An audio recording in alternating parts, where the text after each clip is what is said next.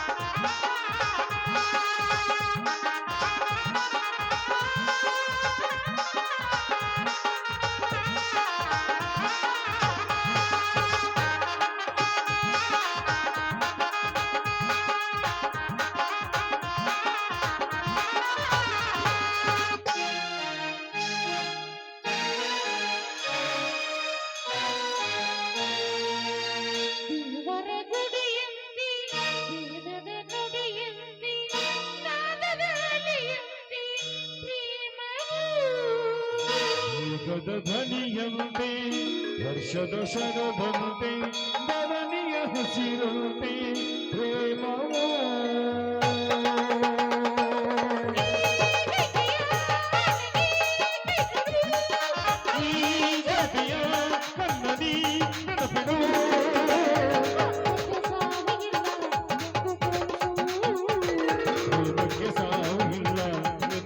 ಪ್ರೀತಿಸುವ